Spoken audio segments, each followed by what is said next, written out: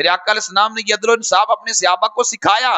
میرے آقا علیہ السلام جب پیدا ہوئے تو بڑی بڑی دائیاں آئیں اور آ کر بڑے بڑے امیروں کے بچے لے گئیں. حضرت علیمہ سعدیہ جب نبی علیہ السلام کی بارگاہ میں آئی تو حضور علیہ السلام کے وجود پہ کپڑا تھا. جب عبد المطلب نے نبی علیہ السلام کے وجود پہ سے کپڑا ہٹایا، نبی علیہ السلام کی آنکھیں جاگ کر حضرت حلیمہ سعدیہ کی وجود پہ پڑی. نبی علیہ السلام ہلکا سا مسکرا کے اشارہ کر رہے تھے کہ میں نے حلیمہ کو قبول کر لیا ہے. حلیمہ سعدیہ نے قبول نہیں کیا، میرے آقا علیہ السلام نے ان کو قبول کر لیا ہے. حضرت حلیمہ کہتی ہیں جب میں نے نبی علیہ السلام کو لیا تو میں نے اپنا دودھ پیش کیا تو نبی علیہ السلام نے دودھ پیا. کہتے ہیں میں نے دوسرا پستان پیش کیا تو نبی علیہ السلام دودھ نہیں لیتے. کہتی ہیں میں نے بڑی کوشش کی کہ نبی علیہ السلام دوسرا پستان بھی قبول کریں، لیکن نبی علیہ السلام نے نہیں لیا.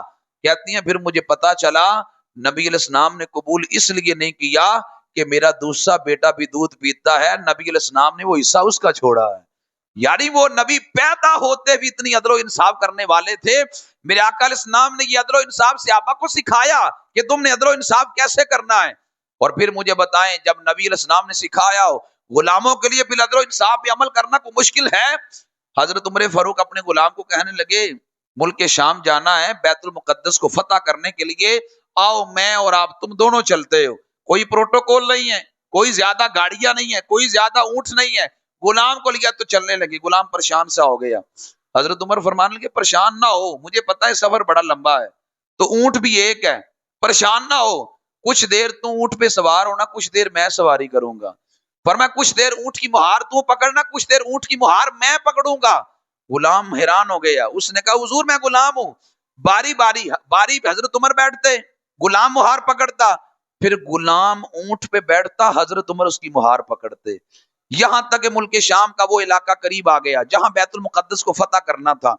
بیت المقدس کو فتح کرنے والے لوگ آپ کا انتظار کر رہے ہیں کہ مسلمانوں کا جرنیل آ رہا ہے، 22 لاکھ مربع میل کا حاکم آ رہا ہے. جب بیت المقدس کے قریب پہنچے تو باری غلام کی آ گئی. غلام نے اوپر سوار ہونا تھا. غلام ہاتھ جوڑ کے عرض کرتے حضور وہ لاکھوں لوگ آپ کے انتظار کے لیے کھڑے ہیں.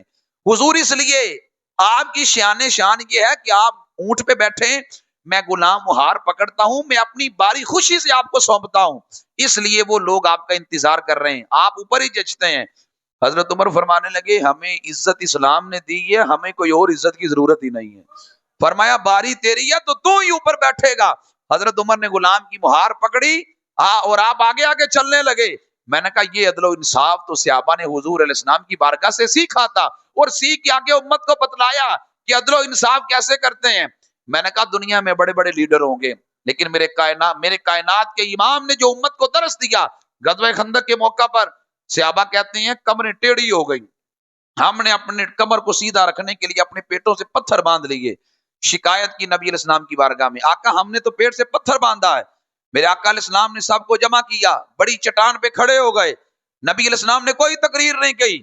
نبی علیہ السلام نے اپنے پیٹ مبارک سے کپڑا اٹھایا، صحابہ نے ایک پتھر باندھا تھا، حضور نے 2 پتھر باندھے تھے. صحابہ نے منظر دیکھا تو حیران رہ گئے. میرے آقا علیہ السلام نے خود عدل و انصاف صحابہ کو سکھایا ہے.